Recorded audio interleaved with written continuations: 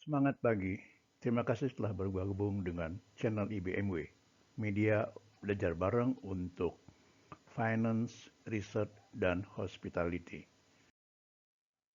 Bahasan kita kali ini adalah dalam metode penelitian tentang metode survei. Metode penelitian survei adalah metode penelitian yang diterapkan untuk mendapatkan data langsung dari responden sebagai sampel penelitian. Instrumen pengumpulan data yang digunakan adalah kuesioner atau angket. Media yang digunakan untuk penyebaran kuesioner bisa dengan online atau daring, telepon, atau langsung diberikan kepada responden yang bersangkutan. Unit analisisnya adalah individu. Namun, unit analisis dapat pula lebih besar seperti rumah tangga, kelompok, departemen dari suatu hotel, perusahaan, atau bahkan suatu negara yang digunakan sebagai unit analisis. Karena data yang didapat langsung dari responden, maka hasil survei ini adalah data primer. Beberapa jenis atau ragam metode survei, metode eksploratif, disebut juga dengan metode evaluasi.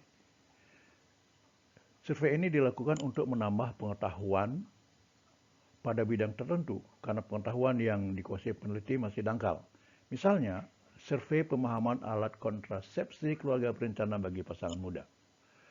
Metode deskriptif, metode ini digunakan untuk mengukur beberapa gejala atau fenomena sosial yang berkembang di masyarakat. Untuk kemudian, temuan survei dijelaskan secara deskriptif.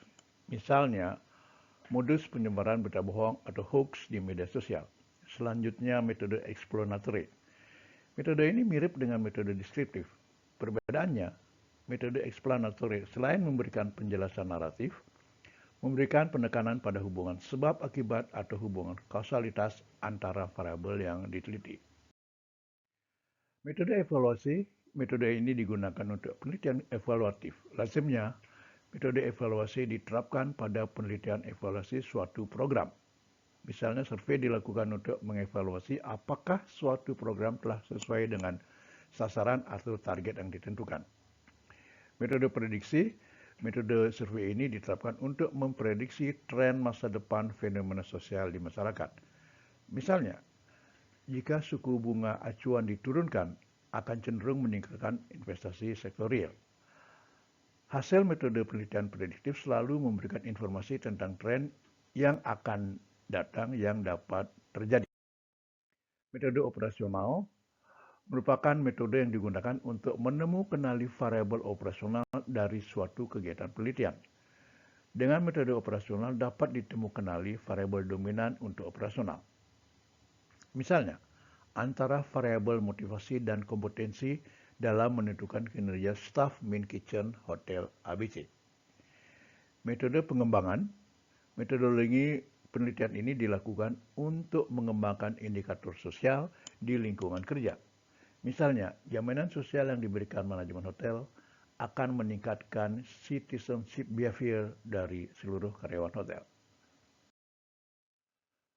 Kita lanjutkan dengan proses penelitian survei.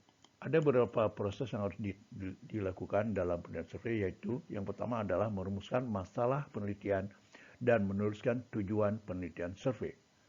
Kemudian menuliskan manfaat penelitian survei secara akademik dan atau secara praktis. Menentukan konsep dan hipotesis penelitian jika diperlukan.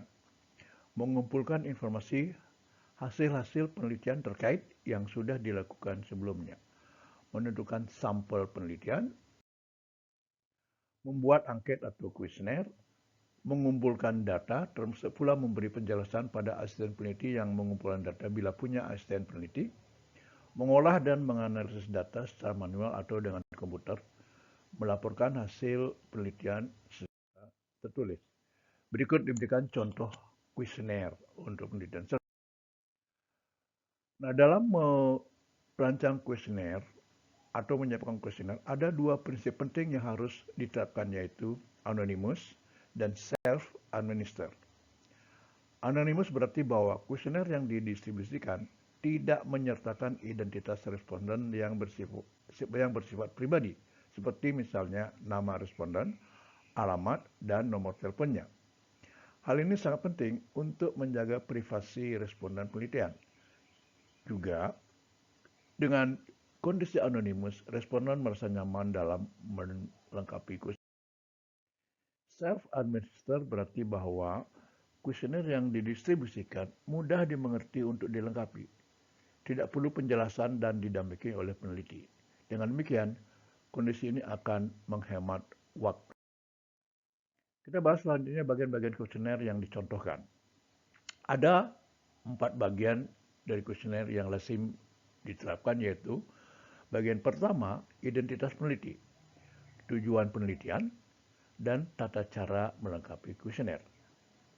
Bagian kedua, identitas responden yang bersifat umum, tidak pribadi, seperti kewarganegaraan, pekerjaan, pendidikan, rentang usia, dan jenis kelamin. Bagian ketiga, pernyataan tertutup yang harus diisi oleh responden mengacu pada masalah penelitian. Dengan pernyataan tertutup akan memudahkan bagi responden untuk melengkapi kuesioner. Bagian keempat, pernyataan terbuka untuk memberikan kesempatan bagi responden untuk memberikan pendapatnya. Jangan lupa menyampaikan terima kasih pada responden yang dicantumkan pada akhir kuesioner. Kuesioner perlu diuji coba. Karena dengan uji coba kuesioner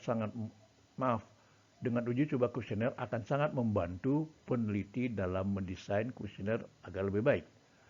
Misal, pada kuesioner uji coba, pertanyaan tentang identitas informan diletakkan di awal. Ketika peneliti ke lapangan, ternyata responden lebih suka memulai wawancara survei dengan menjawab profil usahanya.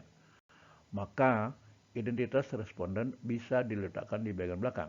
Jangan lupa mengucapkan terima kasih pada responden setelah survei selesai. Latihan diberikan untuk memperdalam pemahaman tentang metode survei. Selamat mencoba.